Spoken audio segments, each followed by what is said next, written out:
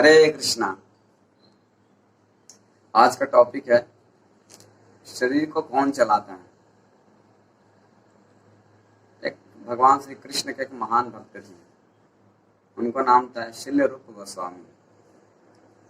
शिल रूप गोस्वामी चैतन्य महाप्रभु से जब मिले थे तो उनको आदेश दिए थे कि श्री वृंदावन धाम में जाने के लिए और वहाँ भगवान श्री कृष्ण के सारे स्थलियों का खोज करने के लिए, उनको फिर से निर्माण करने के लिए।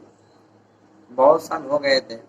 भगवान श्री कृष्ण 5000 साल पहले आए थे, तो चैतन्य महाप्रभु फिर उसके बाद में वही कृष्ण राधा भाव में प्रकट हुए थे। कृष्ण राधा भाव में प्रकट हुए थे, तो वही फिर चैतन्य महाप्रभु इंस्ट्रक्शन दिए थे श्री रूप गोस्वामी को कि आप वृंदावन जाइए और शास्त्र लिखिए और वहाँ का जितने सारे तीर्थ स्थल हैं, जो सारे भगवान श्री कृष्ण लीला किए हैं, उनको फिर से पुनर्निर्माण कीजिए। तो श्री रूप गोस्वामी, षड गोस्वामी में एक रूप गोस्वामी नाम है, तो 6 गोस्वामी थे, उसमें से श्री रूप गोस्वामी थे। तो श्री रूप गोस्वामी वृंदावन गए। वहाँ पे मतलब भक्ति, महान भक्त थे। भक्ति मतलब इतना करते थे कि वो शरीर स्तर पर नहीं थे। जैसे भगवत गीता में भी हम लोग सुनेंगे कि दैवी प्रकृति में आश्रिता, और दैवी प्रकृति अंतरंगा शक्ति के अंतर्गत वो मतलब भजन भक्ति करते थे। तो वो सिर्फ 2 घंटे सोते थे, और 2 घंटे सोने से और बाकी समय सारे भगवान श्री कृष्ण के भजन भक्ति करने में, भगवान श्री कृष्ण के लीलाओं में और भगवान श्री कृष्ण की सेवा में सारे मान चलिए 24 घंटा हमेशा लगे ही रहते थे। तो 2 घंटे सोते थे। इस तरह से और जो 6 गोस्वामी थे, इसी प्रकार से वो भी थे। 3 दिन में एक छोटा मतलब थोड़ा छाछ पीकर जीवन व्यतीत करते थे 3 दिन में, और सोना, और 21 घंटा 22 घंटा भजन भक्ति भगवान की सेवा में निमग्न रहते थे। तो सोच लीजिए कोई किसी का आश्चर्य होता होगा। और सुने होंगे आप लोग कि साधु पुरुष जो होते हैं इतना ऐसा कैसा करते हैं। और एक भक्त का नाम बताता हूँ, ध्रुव महाराज। तो ध्रुव महाराज थे, वो 6 दिन में सिर्फ फल फ्रूट खाते थे, जंगल के फल फ्रूट।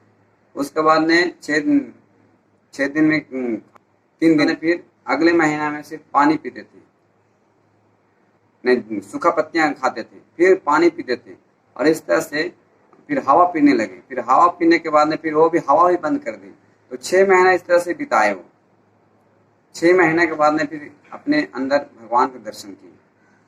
फिर वही भगवान भी बाहर प्रकट हुए और भगवान श्री कृष्ण के दर्शन किए, 4 भुजाओं वाले भगवान श्री कृष्ण नारायण रूप में। तो ऐसे पता चल रहा है कि ये शरीर जो है कौन चलाता है। अगर कोई सोच सकता है कि शरीर चलाने वाला कोई दूसरा होगा, या तो मैं कुछ खाता हूँ इसीलिए शरीर चलता है, और कुछ कार्य करने से शरीर चलता है। ये कथा सुनने के बाद हमको पता चलता है कि शरीर चलाने वाला कोई दूसरा नहीं है, आत्मा है। और आत्मा को कनेक्शन हमारे परमात्मा से, भगवान से। तो भगवान श्री कृष्ण ने भगवत गीता के 3 अध्याय का 5वें श्लोक में यही बताते हैं, ना ही कश्चित् क्षणापि जातु तिष्ठत्य कर्म कृता कारयते ही अवश्य कर्म प्रकृति सर्व प्रकृति जय गुणे। इसे बताते हैं कि ना ही कश्चित् क्षणापि, हम एक क्षण भी हम रुक नहीं सकते। क्यों? क्योंकि आत्मा जो है गतिशील है, सक्रिय है, हमेशा चलती रहती है। हम सोते हैं फिर भी वो चलती रहती है, विचारों में, मन के रूप में हमेशा चलती रहती है। तो इससे साबित होता है कि हम शरीर नहीं है, हम आत्मा है, और आत्मा के कारण ही शरीर चल रहा है। जैसे आत्मा निकल जाती है शरीर से तो शरीर काम नहीं करता, हिलता भी नहीं है, कुछ भी नहीं करता। तो पता चलता है कि शरीर नहीं है, ये आत्मा शरीर को चला रहा है। तो कुछ लोग बोलते हैं कि मैं कर्म को छोड़ दूंगा तो हमारे कर्म का फल नहीं लगेगा, पिछले श्लोक हम बताए थे। और कुछ लोग होते हैं कि मैं सन्यासी ले लूंगा, सिद्धि मिल जाएगी। ऐसा भी नहीं है। इसीलिए जब भगवान से कनेक्शन जुटेगा, भगवान परमात्मा कृष्ण से हम कनेक्शन जब जोड़ेंगे तो हम अपने जीवन को सफल बना पाएंगे, और ये शरीर का हमारा सार्थक होगा। नहीं तो गुणों को अभी बताया ना कि इसमें जातु तिष्ठति या कर्म कृता, हम एक क्षण भी बिना कर्म किए रह नहीं सकते हैं। और एक कर्म कैसे होता है, विवश होकर कार्य करना पड़ता है। क्यों? सर्व प्रकृति जय गुणे, सारे प्रकृति के गुण के अनुसार आपको करना ही पड़ेगा, विवश होकर करना ही पड़ेगा। आप एक क्षण भी नहीं रह सकते। सांस लेना भी एक कर्म है। तो कहने का मतलब यह है कि प्रत्येक प्राणी जो है, हम बिना कार्य किए हुए एक क्षण भी नहीं रह सकते। तो कार्य करना है तो हम भगवान श्री कृष्ण के लिए कार्य करें, क्योंकि हम उन्हीं का अंश हैं। हम उसका ही कार्य करेंगे, उसका ही जीवन सफल बनाएंगे, उसके सारे कर्म को उनको समर्पित करेंगे, तो हमारा जीवन सफल होगा और हमेशा गतिशील बने रहेंगे।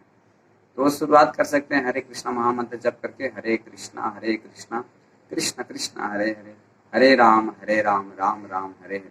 तो तत्काल हम भगवान से जुड़ जाते हैं। और श्रीमद् भगवत गीता में बहुत अच्छे तरह से समझाया गया है हम कौन है, हमारा भगवान से संबंध क्या है। इस तरह से सीरियल सुनते रहिए, आपको पता चलेगा धीरे धीरे आत्म साक्षात्कार और आध्यात्मिक उन्नति में हम बढ़ते जाएंगे। ठीक है, हरे कृष्ण।